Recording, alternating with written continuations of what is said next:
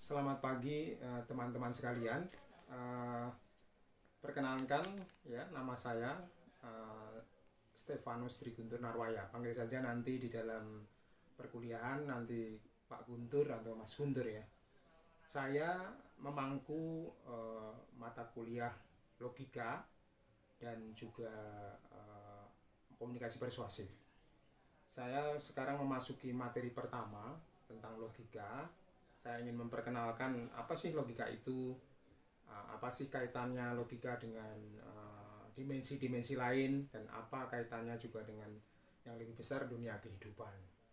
Logika memang sebelum kita kenal sebagai bagian cabang dari filsafat, logika itu sebenarnya sederhananya begini, logika itu digunakan dalam kehidupan.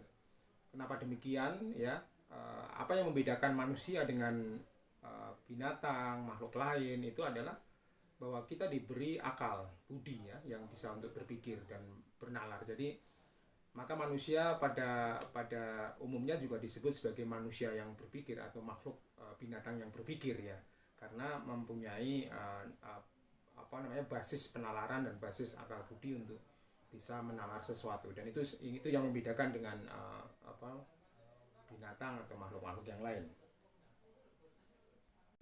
Jadi secara umum kan kita pahami bahwa dunia itu sendiri atau realitas kehidupan sendiri itu maha luas ya.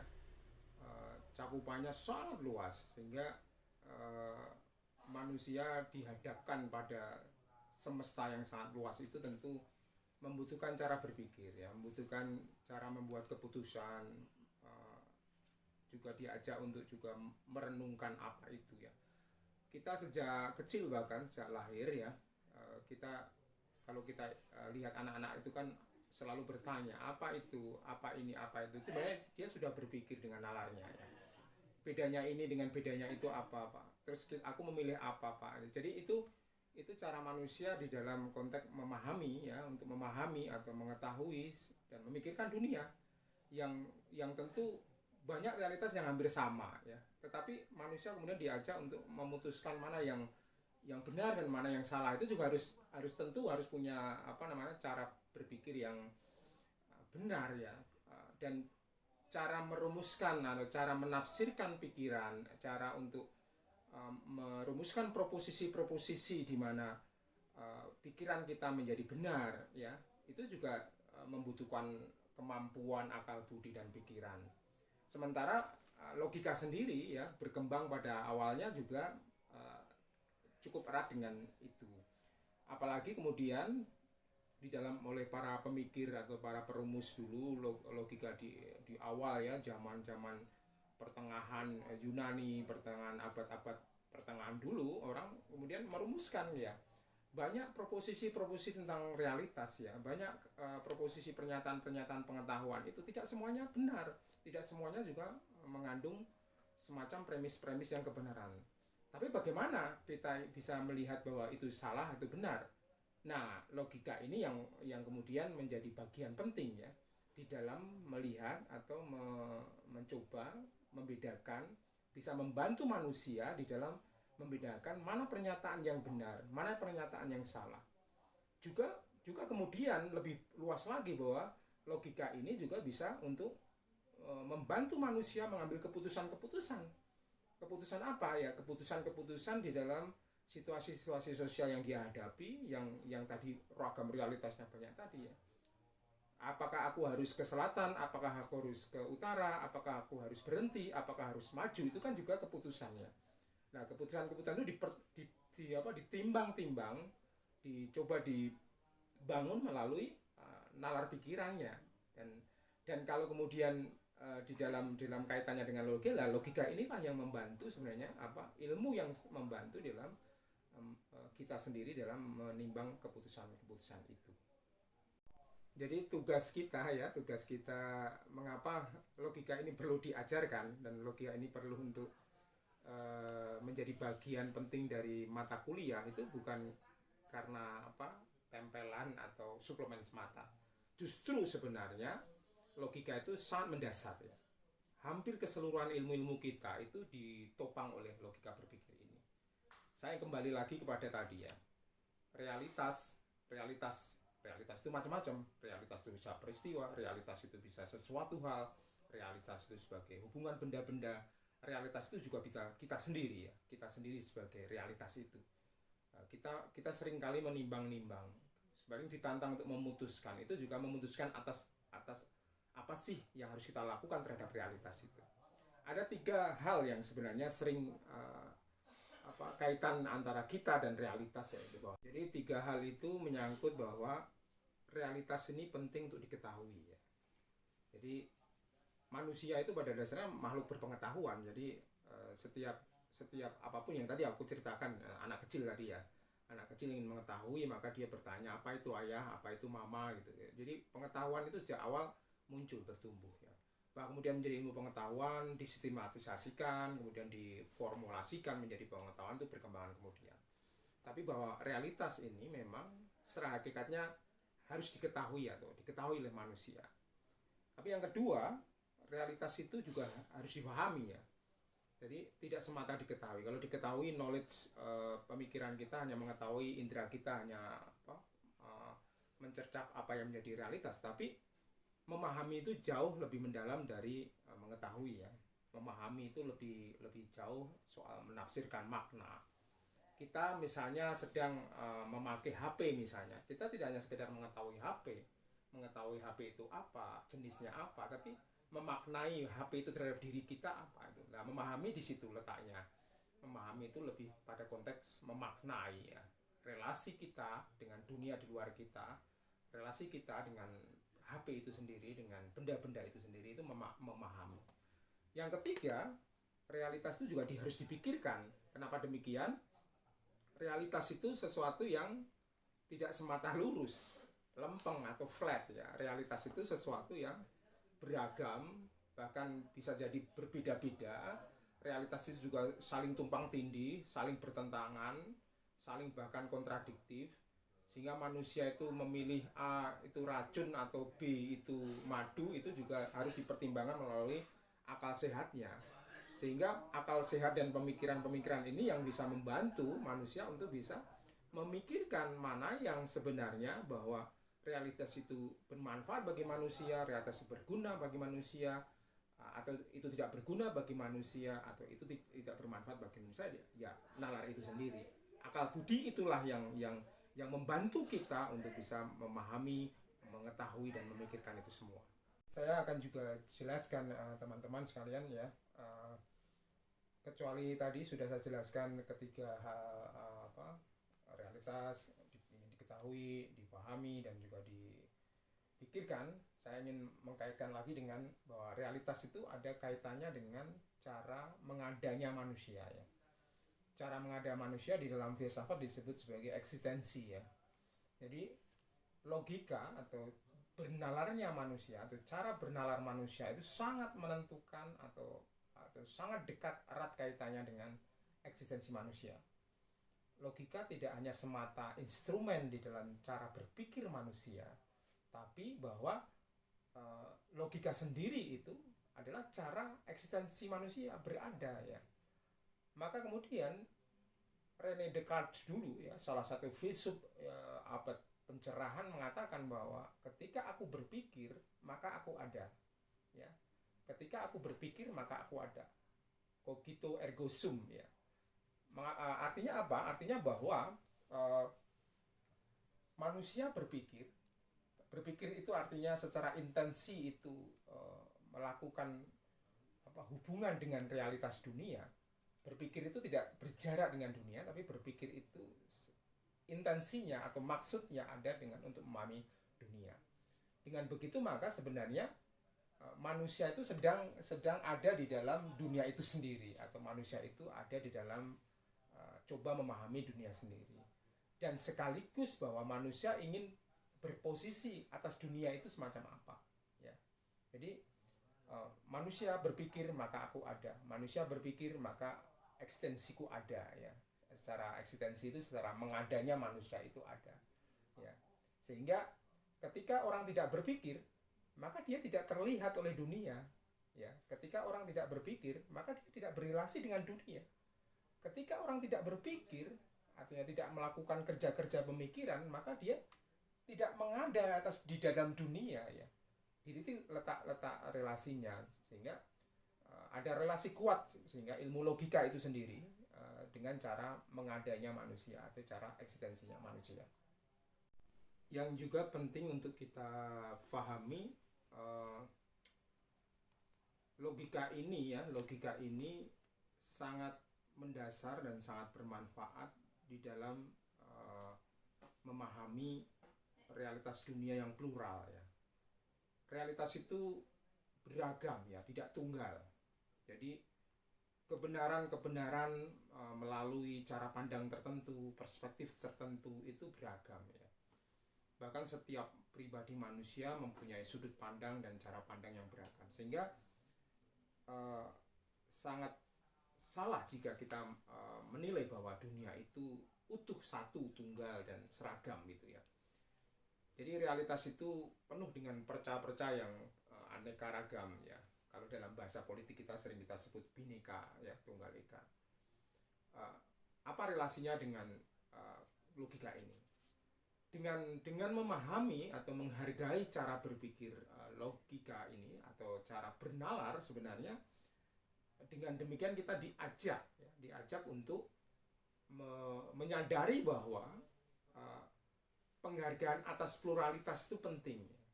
Jadi logika bukan sedang untuk menjadi bagian dogma atau cara untuk menyeragamkan pikiran, bukan itu.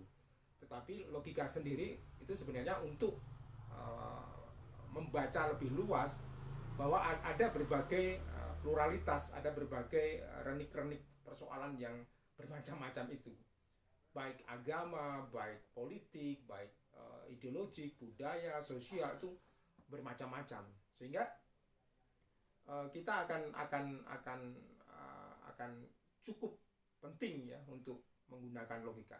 Bedanya apa misalnya dengan tidak menggunakan logika ya? Bedanya apa dengan tidak menggunakan cara bernalar ya? Orang sering kalau tidak bernalar, artinya yang dulu orang sering sebut sebagai tidak mempunyai akal atau tidak menggunakan akal sehatnya, maka dia seringkali memaksakan pikiran-pikirannya pada orang lain ya, memaksakan pikiran-pikiran tunggalnya atau sepihaknya, subjektifnya pada kebenaran yang ragam itu. Maka yang terjadi kan kekerasan namanya ya.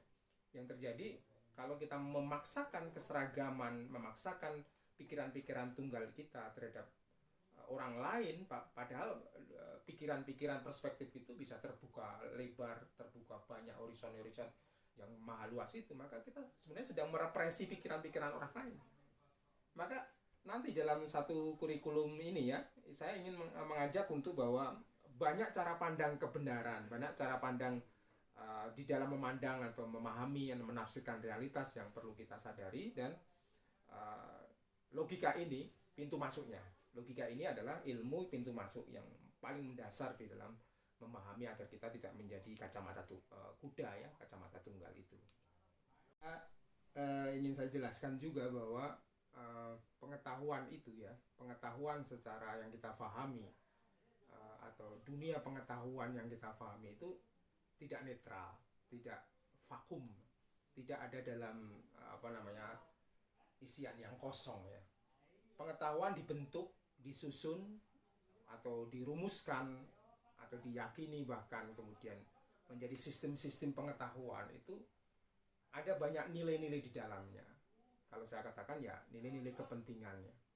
Kepentingan itu luas sekali juga, bahwa kepentingan ada nilai, mungkin kepentingan politik, kepentingan ekonomi, kepentingan budaya, kepentingan.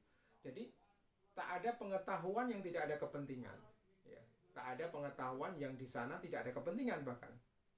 Maka sebenarnya jargon atau asumsi bahwa pengetahuan itu sesuatu yang netral atau pengetahuan sesuatu yang bebas nilai sama sekali seperti benda mati, itu tidak ada. Pengetahuan disusun, bahkan orang merumuskan pernyataan-pernyataan pengetahuan itu dengan sekian prasangka-prasangka dia, asumsi-asumsi dia atau premis-premis subjektif dia, bahwa kemudian pengetahuan itu menjadi sesuatu yang kita anggap objektif karena memang melalui prosedur-prosedur yang secara umum kita pahami secara objektif. Misalnya ada pengetahuan ilmiah, ada kriteria kategori-kategori yang kemudian dianggap sebagai memenuhi kategori-kategori. Tapi kategori-kategori ilmiah, kategori-kategori yang kita sebut sebagai sesuatu yang standar di dalam dunia pengetahuan itu juga tidak bebas nilai juga. Ada banyak hal yang kemudian dibawa dan dirumuskan dan kemudian membentuk pengetahuan-pengetahuan itu, sehingga saya bisa mengatakan kembali lagi bahwa tak ada pengetahuan, kata Michel Foucault ya.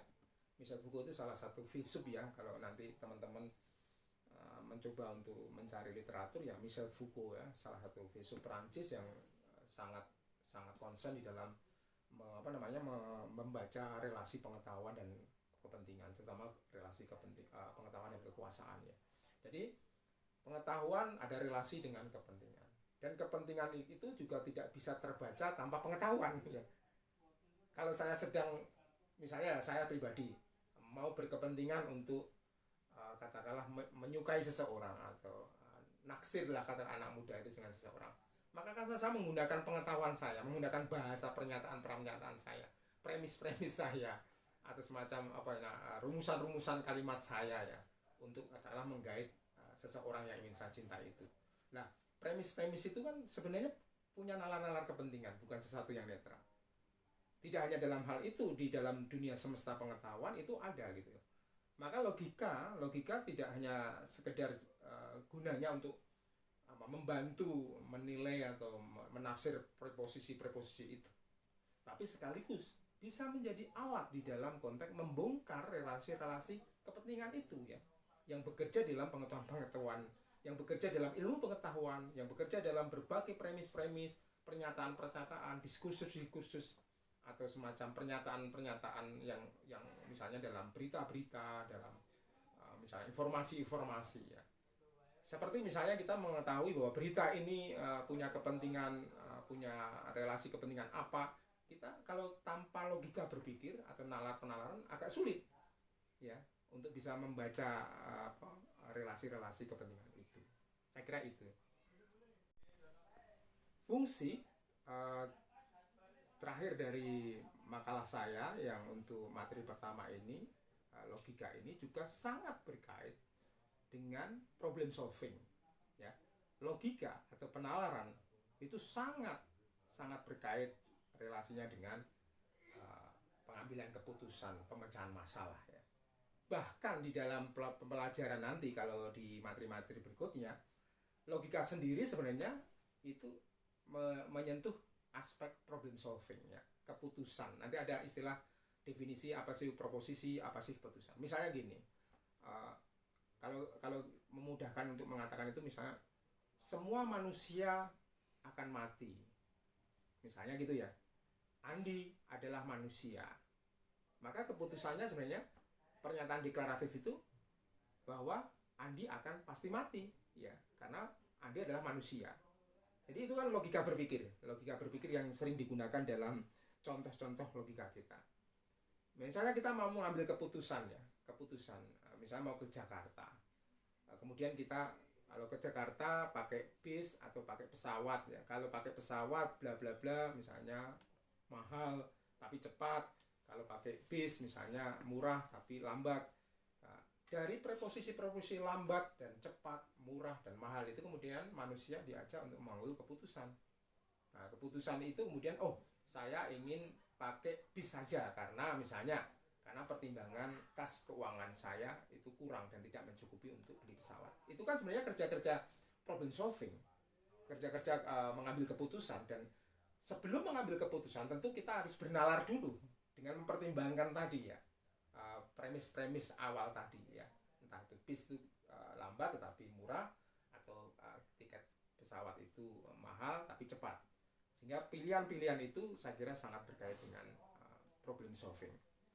Saya kira itu adik-adik sekalian, materi pertama ya, nanti bisa dilihat di dalam materi saya yang sudah saya tuliskan secara detail dan juga di PowerPoint saya. Materi ini membuka untuk menjelaskan bahwa logika ini penting. Kenapa penting untuk saya ajarkan, mengapa penting juga untuk menjadi bagian dari pembelajaran kita di ilmu komunikasi ya, karena logika ini sangat mendasar di dalam membantu melatih, bahkan ya melatih cara berpikir, melatih cara untuk menyimpulkan segala satu, melatih lebih cepatnya juga, lebih luasnya juga, bahwa melatih untuk membaca kehidupan. Maka di quote saya yang terakhir, saya katakan bahwa mari kita menjaga dan merawat akal sehat. Dengan menjaga akal sehat dan merawat pikiran-pikiran kita, sebenarnya kita sudah merawat kehidupan. Saya kira itu. Terima kasih, selamat pagi.